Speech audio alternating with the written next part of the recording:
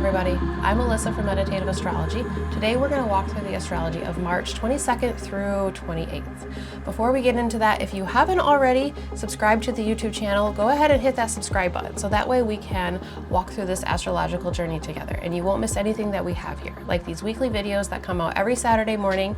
We have a live meditation Sunday nights, 8:30 p.m. Eastern Time. That's an astrologically guided meditation where really the purpose and the intention is to take the astrology that is above all of us and bring it down to a personal level. The same transits are above all of us, right? But we all have different lives, different charts, different circumstances. So depending on where we're at, that has a lot to do with the way it's going to play out for us. So instead of just taking in the astrological weather and content, taking it in, but then creating conversations with it, personal relationships where you can really bring it down to a personal level and dig much deeper into it. If you find us on Facebook and Instagram, then that's where other miscellaneous posts, announcements, sometimes there's changes to the meditation schedule, all of that will be on social media. Every Friday evening, there's a weekly intention that is released that is astrologically guided, and that plays directly into our live meditation that we have Sunday nights. So really my goal is to give you a process through Friday, Saturday, and Sunday to prepare you for the week and to create those conversations, because I really think those personal conversations and talking with the energies that are around us, symbolically and metaphorically, and feeling it within us, right? And seeing how it's relating and contemplating on how it's coming into our own lives. So let's connect on all of the things so that way we can walk this astrological journey together. Of course, meditativeastrology.com is the hub for all the things where you can find everything that I have mentioned, and that's where you can also book readings too. So let's go ahead and get right into this week here, shall we? We start out right away on Sunday, March 22nd, with an aspect between Mars and Jupiter. So Mars in the sign of Pisces is making a trine to Jupiter in the sign of Cancer. Now, there is some reception with this aspect because Mars is in Jupiter's sign of Pisces and it's interacting with it. So what that means is that Mars is in an environment that is very Jupiterian-like, okay? And when planets are in a sign, that ruling the planet that rules that sign has a lot of say of the space in the environment that that planet finds itself in. So Mars is affected, and the stage is set by Jupiter, and Jupiter with the sign of Pisces together. So Jupiter is also exalted at this time. Jupiter's in the sign of Cancer, where it's exalted. So Jupiter is speaking very clearly, very loudly, and has a lot of its own ability here. Mars, on the other hand, is in the superior position. What that means is that Mars, within the aspect, Mars is the planet that is prompting, asking the question, triggering. It's the initiating planet. It's the one that is provoking the aspect to come through. So both of these planets have some ability here right now, which is interesting. And then they are coming together in the trine, an expansive aspect, a Jupiterian type aspect where there's an abundance that comes through between these two planets, where they can meld the things that they have to offer and then bring them together to work cohesively in some sort of way. So when you have Mars and Jupiter coming together, we're thinking about the movements and the actions and the motivations when we're talking about Mars. But when we're interacting with Jupiter, wondering about these transitions and these movements coming from a space of learned knowledge, wisdom, teachings, understandings coming through. Maybe it is inherited information. This is the sign of Cancer, where origins are located within the chart. But having some information, knowledge, or understanding come towards you and then acting upon that, or maybe taking some sort of action to where I would like to learn more about this, right? It could be things related to the Cancer house within your chart. It can be Cancerian type topics. Maybe I want to start learning about ancestry. Maybe I want to start learning about where my family came from in the traditions that my ancestors held. Maybe I move in a way that brings some security to myself in some sort of way. Themes of security, safety, and needs being met are pretty big with this aspect because both of these planets are in water signs, and they're both in, they're in signs of Jupiter and the moon. Cancer is ruled by the moon and Pisces is ruled by Jupiter. So both of these are planets of growth, proliferation, and augmentation, things that expand on their own. Now we have two planets coming together in the trine aspect. It's always the same elemental family when you're within the trine. And so they are working together, right? Forward emotional expression. Mars moves fast and it moves loud and it can be right in your face. It's in a water sign. It's in the sign of Pisces. So big emotions might be a thing, and wanting to express those in some sort of way. Jupiter enhances and swells. So we have some big emotions being acted upon in the sign of Pisces. Jupiter may be increasing or enhancing that in some sort of way here again. But the theme of moving or learning from a space that has some sensitivity to it. So whether we're learning from people that there's a certain little nuance to that situation, or even learning lessons and things that can come from within us. Pisces connects to those deep, subtle energies that can be otherworldly, creative, and motivations can come from within there. Jupiter in the sign of Cancer. Cancer is our safe space, right? It's the sensitive little areas in our lives here. So moving from a sensitive space or from a space within that we're feeling the stirrings or the movements coming from in some sort of way here. When I was thinking about these two planets coming together, I was thinking about ancient wisdom systems and learning old traditions or old patterns or old ways of doing things. Again, Cancer represents origins and the spaces which we've come from and that which has come before where we are now.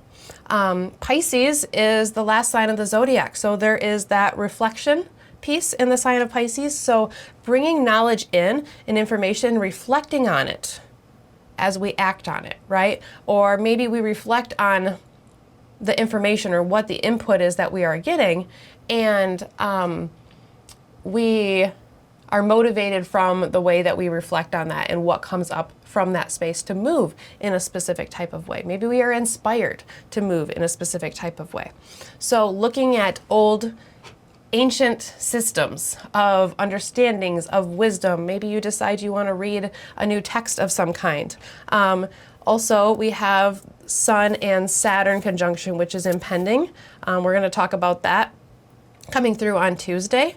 So there's that old as time signature with Saturn. So as these two planets are coming together, I think that adds a little bit of nuance of things from the past, as well as that Cancerian part of the aspect that we have coming through here. So those old systems coming through, again, Cancer is the space of origins and Pisces collects and reflects. So the things that we are collecting and reflecting on may have an origin piece, whether it's from our own ancestry, whether it's from our own origin and the space that we've come from, our own emotional conditionings, different programmings and conditionings that we all have, whether we're aware of them or not. These things can all come up in the beginning of the week here.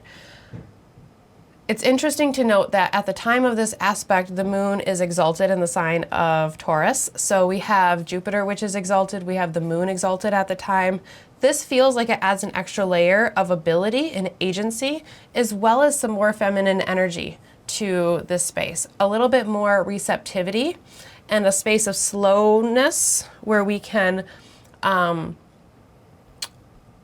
bring in the information and process it before we react on it, right? So processing and thinking things through before we move on it, especially in the sign of Taurus, which is not going to rush into anything. So that's where we start off right at the beginning of the week.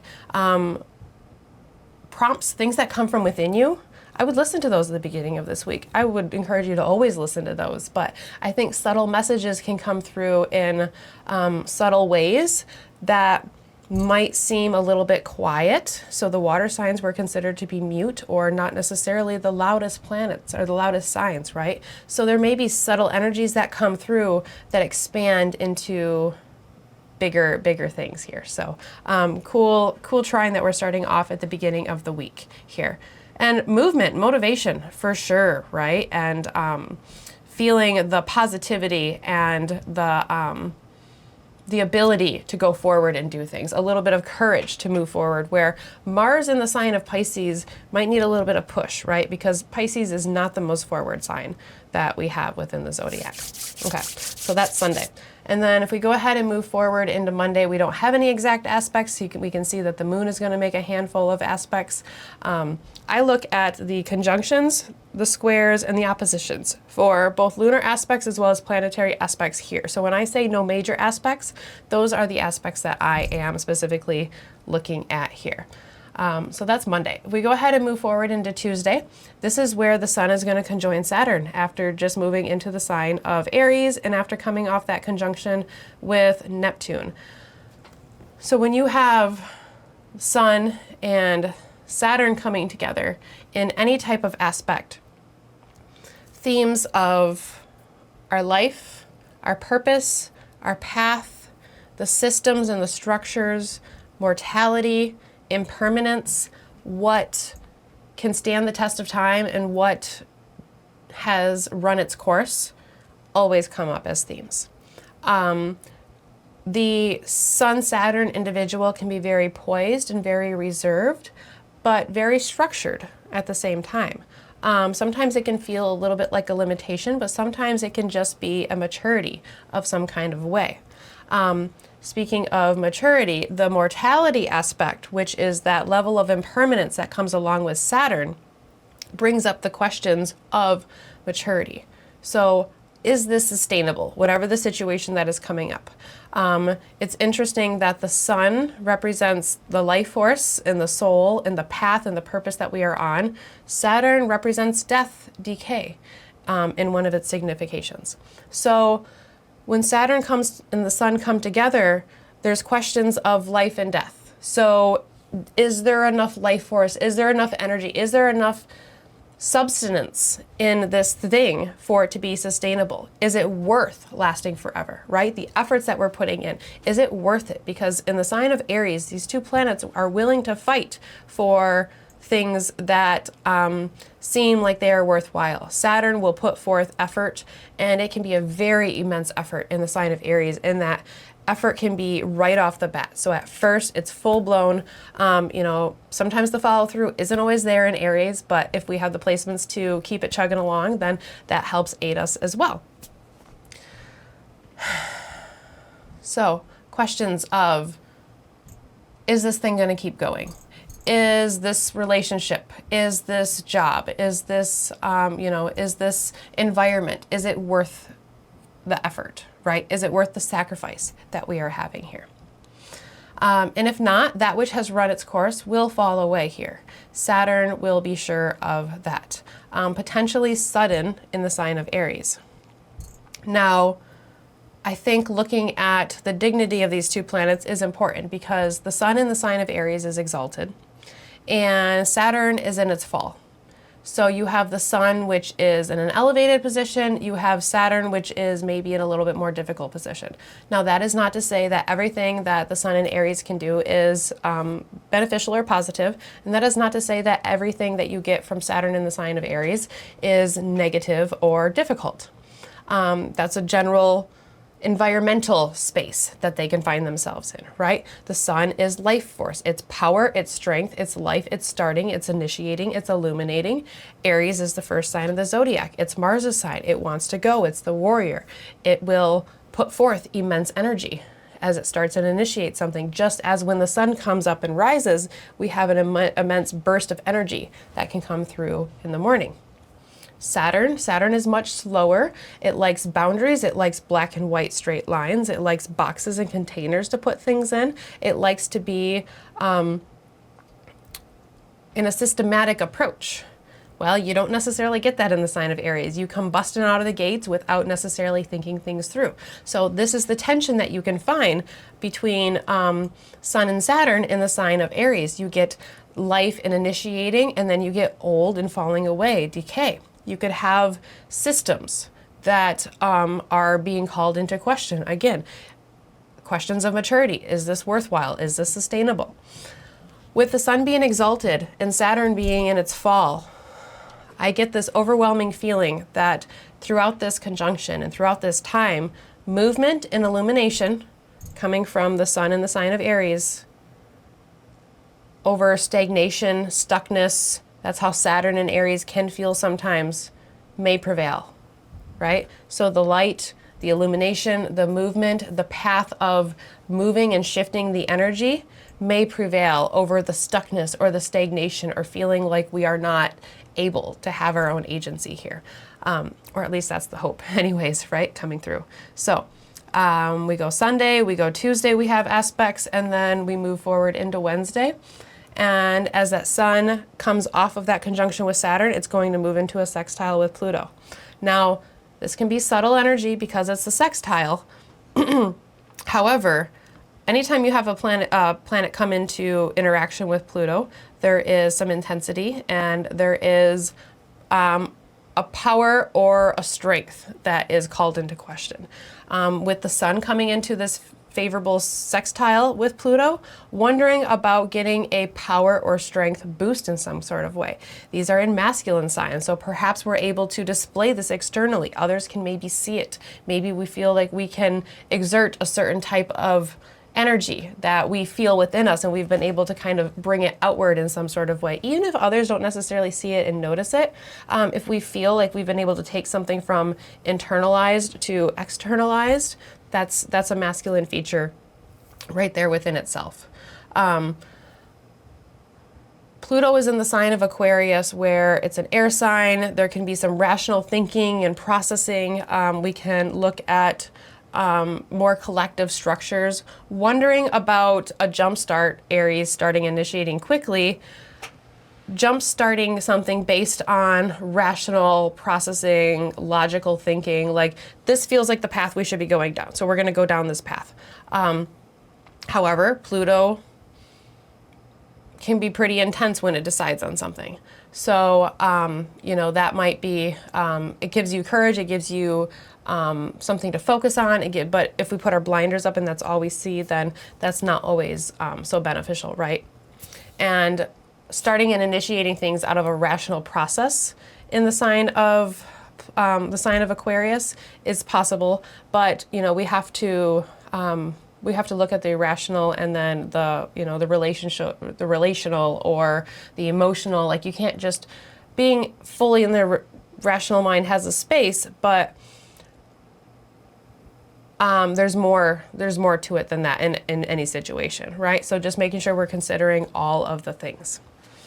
I could see us being attuned to social constructs, needs, and responsibilities. You know, Pluto in Aquarius can definitely be the socialite. It's definitely the space where there is a focus on the collective energy and looking at the group, and there's a level of humanitarianism in the sign of Aquarius. So the Sun in Aries may be willing to fight on behalf of that, or flow into that, or feel into that. So maybe the Sun in Aries feels a fire burning within it based on social things that are going around us, or group things that are going on around us here. So that's where we are at for Wednesday. And then we have a couple days where we don't have any aspects. We're going to go ahead and move through Thursday. The Cancer moon will see us through the whole day. It will conjoin Jupiter. That might be a sweet moment for us, right around 9 a.m. Eastern time. Times are always Eastern, so translate to your own time zone if you live elsewhere from where I do. And then if we go ahead and move forward into Friday, that Cancer moon is going to take us into a Leo moon, and it's going to oppose Pluto. It's going to square Venus. And then if we go ahead and move forward into Saturday here, this is where we get the exact sextile between Saturn and Pluto. Now, this has been building since Saturn entered the sign of Aries earlier this year. And When you have slower moving planets that are coming together in any sort of aspect, you get thematic, story shifting, paradigm changing themes that can come up here. So when the outer planets are coming together, because they move so slow, we get thematic things. We get bigger shifts. Now, some of these shifts, because it's a sextile, may be subtly shifting systems within our lives and, within our lives and within the collective. However, when the outer planets come, even though it's subtle, there's greater reach within our lives in different ways, okay? So the themes of, excuse me, the themes and the longer stories for the slow-moving planets, the exact aspect feels like the heightened moment of the aspect. So although, say that when Saturn entered the sign of Aries, the aspect began, right? We opened the door to the aspect. Now you can think up until the exact sextile, the energy has been growing, it's been crescendoing. Now we get the height, right? We get ourselves at the top of the mountain before the energy slowly starts to decline again. So you slowly make your way up to the peak and then slowly start to come down here. Looking at both themes of outer limits, boundaries, and impermanence here, that can include death and decay, which kind of echoes from earlier this week. If we look at both Saturn and Pluto, they both have their way of representing the outer edge, okay? So Pluto is the farthest out planetary body, including the outer planets. Within our solar system, as far as the planetary bodies go that we include within the solar system, Pluto is a planet in the sign of in the system of astrology. Pluto's the farthest one out. So there's a space of an edge of reaching a limit of some sort of kind of what is here and what is beyond in some sort of way. Saturn is the farthest out planetary body of the visible planets. So before the outer planets were discovered, Saturn represented the outer edge, the boundaries, the borders, right? A lot of things that we can sometimes attribute to Neptune in the modern tradition. But within these outer limits and within the level of impermanence, like I'm here, but there's something that is beyond that, that's where you can start to get that death and decay from both Saturn and Pluto coming through here. So the theme of being on an edge, being on a precipice or a tipping point of something may feel appropriate here. The Aries and Aquarius houses may be working together within these shifts. So if you look at the house topics that are correlated with those signs, then you may see a story that is playing out there if you reflect on that. That's a good space for us to be in our meditation practice. So if there's something that we've been ignoring or something that we have not dealt with, it might show up here.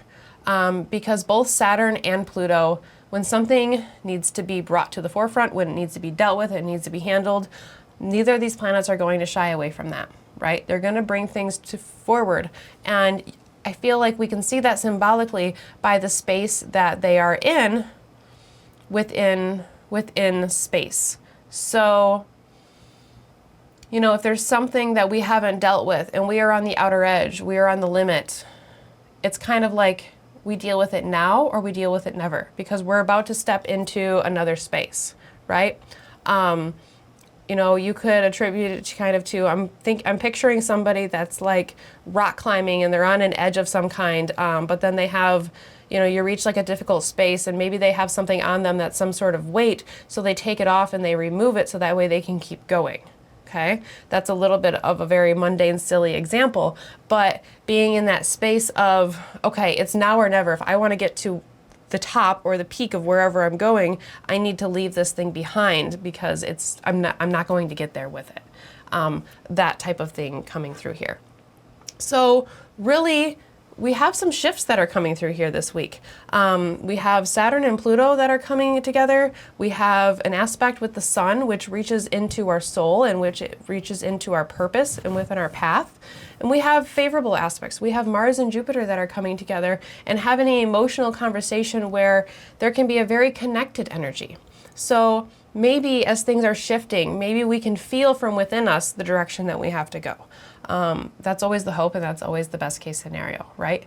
But this is an interesting week to look at here. It's not a ton of aspects, but it's enough to start shifting and start moving some things and maybe start pinging some things. So that is what I have for today for the astrology. If you've made it this far and you haven't already subscribed to the YouTube channel, go ahead and do that, because if you've already waited through the whole video, you might as well come back next week for the next one.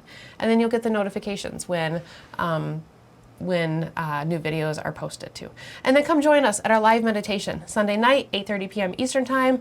Again, there's a couple changes to the meditation schedule through March and April. So find us on Facebook, Instagram. The updated schedule will always be shared on there. And check out the weekly intention. Friday evenings that's released. You can find it to sit with before the weekly video, and then bring it to the meditation space. Bring what your mind, your thoughts, and your soul has already brought to the conversation to the meditation space, and then integrate that with what else you hear. So that is what I have for today. I hope everybody has an absolute wonderful week. We are going to be moving right into April here awfully quick, so I hope you all have had a wonderful March.